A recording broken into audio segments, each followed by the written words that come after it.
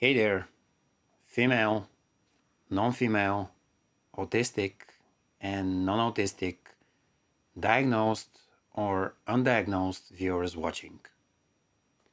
Today's video is on the topic of autism in girls. It has become well known over the past few years that autism in girls is harder to discover. So we're going to go into the details why that is so. Let's begin. Let's start with some statistics first. Since the beginning of autism research in the 1940s by Hans Asperger and Leo Kanner, the ratio of diagnosis between boys and girls has been 4 to 1. In 1994, when Asperger's syndrome became a separate diagnosis, the ratio still remained the same. It is no longer called Asperger's syndrome, but it has become a part of the autistic spectrum condition. Anyway, it has only been in the last few years that more and more autistic girls are getting their diagnosis, and the ratio has now become about 3 to 1 for boys versus girls on the spectrum. So why is that? One of the main reasons for this issue is that specialists are used to this being male or at least predominantly male condition. This makes them reluctant to give women an autism diagnosis. They instead look for something else that would fit the clinical picture. This is why autistic women often get diagnosed with ADHD, for example, due to the big overlap in symptoms.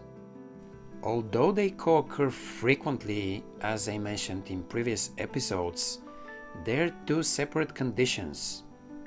Thus, misdiagnosis can lead to poor treatment, both physiological and pharmaceutical. It can similarly lead to misinterpretation on the behalf of the person having the condition on how they perceive themselves.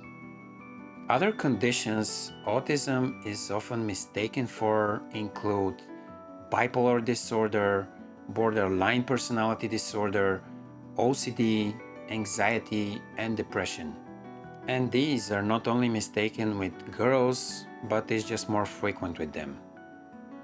Second reason, in my opinion, is socio-cultural factors such as boys and girls being expected to behave differently. If girls, for instance, are expected to act shyer than boys, there is a big chance that the doctor will miss out the deficit in social communication skills symptom.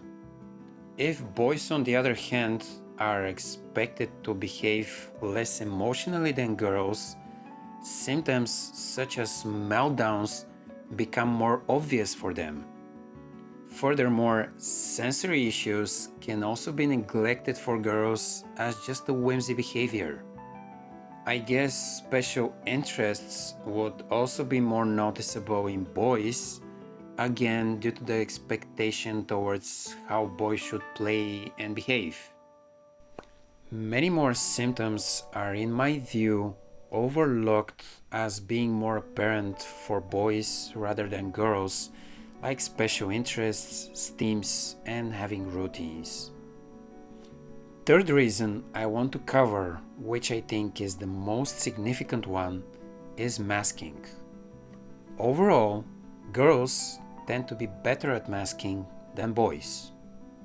This can be again a result of societal pressure for girls to behave in a certain way.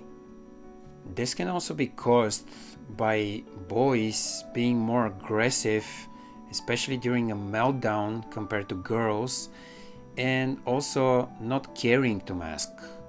Well, at least initially when they're younger.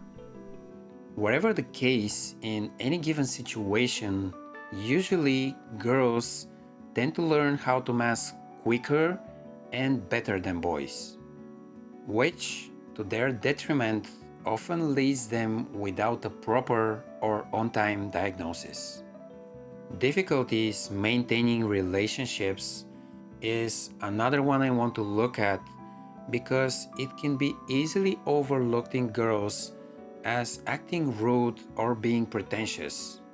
My girlfriend, for instance, would pass off as shy or uninterested in many social situations, while on the inside she is extremely socially anxious and afraid of rejection.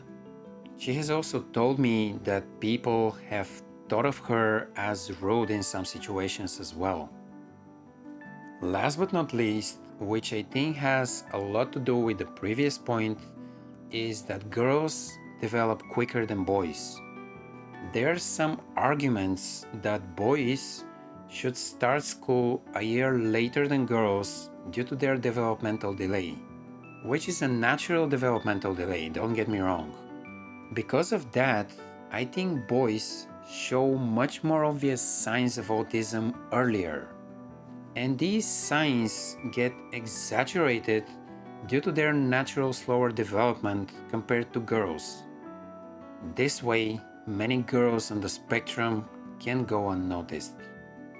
Last few years, there has finally been some change into this stereotype of boys being diagnosed with autism more than girls. There has also been a research in autism being underdiagnosed with different races and ethnicities. I'm going to cover these topics in the next episode, so stay tuned.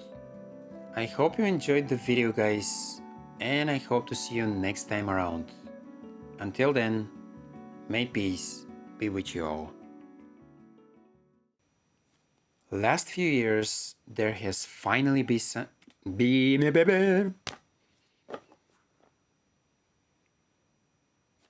Last few years, there has finally been